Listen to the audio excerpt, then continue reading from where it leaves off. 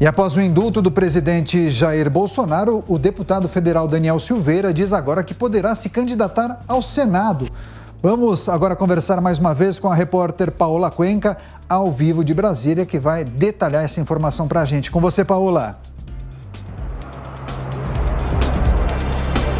Pois é, dentro do PTB, o Partido Trabalhista Brasileiro, que é o partido ao qual Daniel Silveira é filiado, existe uma compreensão de que ele saiu fortalecido depois da condenação pelo Supremo Tribunal Federal a respeito do deputado federal ter cometido os crimes de impedir o livre exercício dos poderes e também por graves ofensas e ameaças feitas contra os ministros da Suprema Corte.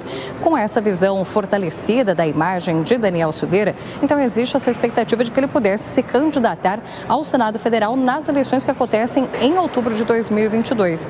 Mas aí a gente tem dois cenários que precisam ser analisados. Por mais que o presidente Jair Bolsonaro tenha concedido uma graça a Daniel Silveira, fazendo com que a pena estabelecida pelo Supremo, de mais de 8 anos de reclusão, ficasse excluída, também a multa foi excluída e as decisões a respeito dos direitos políticos de Daniel Silveira, ainda assim, por conta da lei da ficha limpa, aquela lei ainda lá que foi sancionada ainda por volta de 2014, essa lei estabelece que quando alguém foi condenado por um crime, por uma decisão colegiada, ou seja, por um grupo de pessoas, o que classifica os ministros da Suprema Corte, então essa pessoa fica inelegível. E seria nesse entendimento, então, que Daniel Silveira não poderia se candidatar a uma vaga no Senado ou para qualquer outro tipo de cargo público nas eleições que acontecem em outubro deste ano.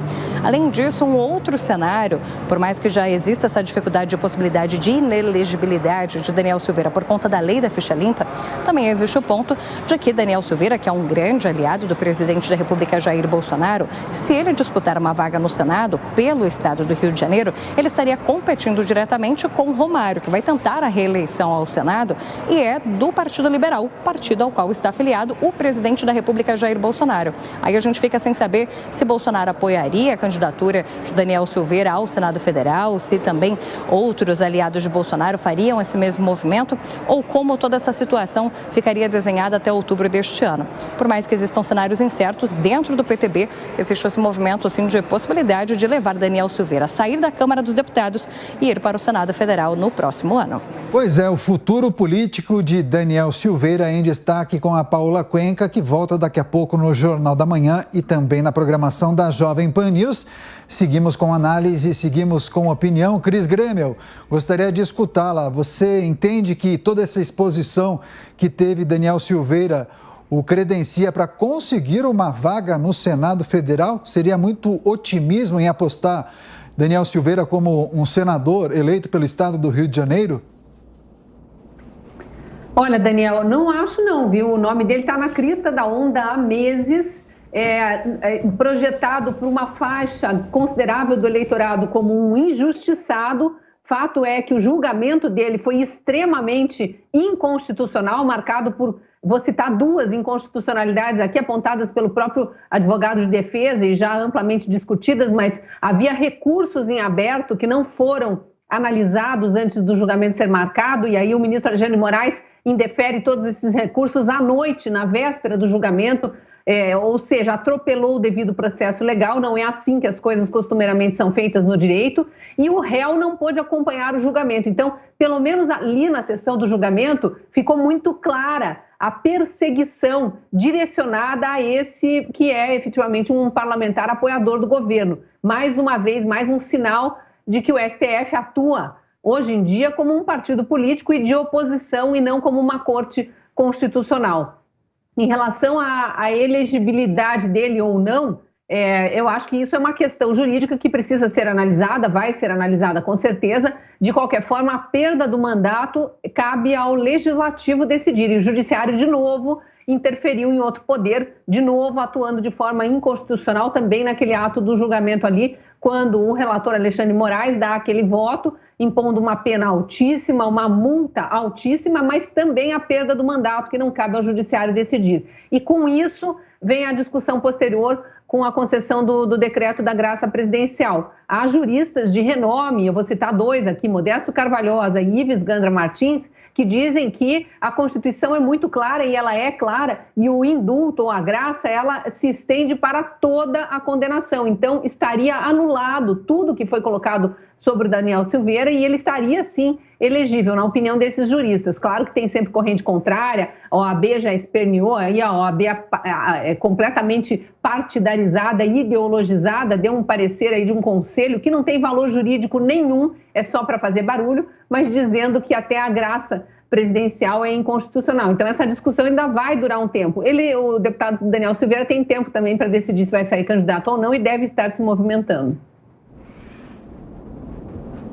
Pois é, o STF, em diversos aspectos, fez um favor ao deputado Daniel Silveira. Daniel Silveira era um deputado irrelevante, praticamente desconhecido, obscuro, e vinha, inclusive, naquele momento, antes de ser preso, antes da determinação de sua prisão ali pelo ministro Alexandre de Moraes, ele vinha fazendo diversos vídeos elevando justamente o tom com ataques à corte, ataques às instituições brasileiras, justamente para chamar a atenção do campo bolsonarista. Ele estava insatisfeito com o fato de que vinha recebendo pouca atenção do presidente e do seu grupo. E fez esse vídeo justamente para demonstrar lealdade, demonstrar que era mais realista que o rei, digamos assim. E deu certo, né? O STF... naquela decisão de Moraes em que determinou uma prisão por ato de ofício, sem haver uma provocação, com outras questões ali, técnicas bastante questionáveis, como retroativo, né, a questão do crime continuado, pelo fato de os vídeos estarem no ar e que, portanto, isso configuraria flagrante, o que também foi questionado por diversos especialistas. E, por fim, uma condenação excessiva, com vários anos de prisão, mais anos de prisão do que uma pessoa que comete homicídio comum acaba recebendo. E isso tudo, obviamente, mais o indulto presidencial, trouxe aí, deu a Daniel Silveira essa figura de mártir do bolsonarismo. E ele está se beneficiando com essa imagem, com todos esses holofotes que ele conquistou nos últimos dias. Só para deixar claro, considero que o que ele disse, o que ele fez, está longe de ser... de poder ser defendido, né? Nada defensável, inclusive extrapola em muito o que se aceita como liberdade de expressão. Ele de fato fez discurso de ódio e de fato fez apologia à violência. Veja, os discursos do Daniel Silveira, as falas em que pese, como disse o Diogo, os excessos cometidos, estão muito longe de colocar em risco a democracia brasileira. Como é que pode se considerar um país de 210 milhões de habitantes, 200 anos de independência, com a democracia em pleno funcionamento, ter o seu Estado Democrático de Direito ameaçado por um discurso de um deputado? Quer dizer, não tem o menor cabimento. É evidente que isso não colocou em risco em nenhum momento a democracia brasileira. E que todos esses aspectos bem colocados pelo Diogo agora, que dizem respeito à fragilidade, né, as nulidades processuais, eles são evidentes. Aqui não se trata de ter uma postura pró ou contra o Daniel Silveira, e sim prestigiar o devido processo legal, a ampla defesa, o contraditório, a obediência às leis, tanto às leis penais quanto à própria Constituição.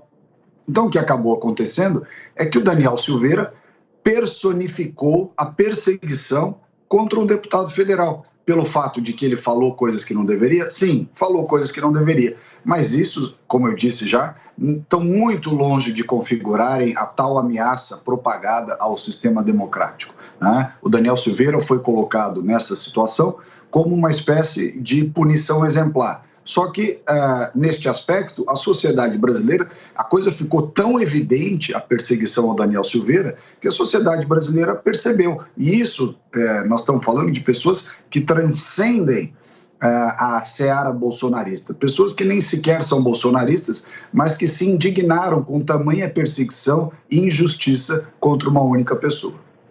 E aí, galera, Newsday Brasil. Sempre traremos novas notícias para vocês. Fiquem atentos. Até lá.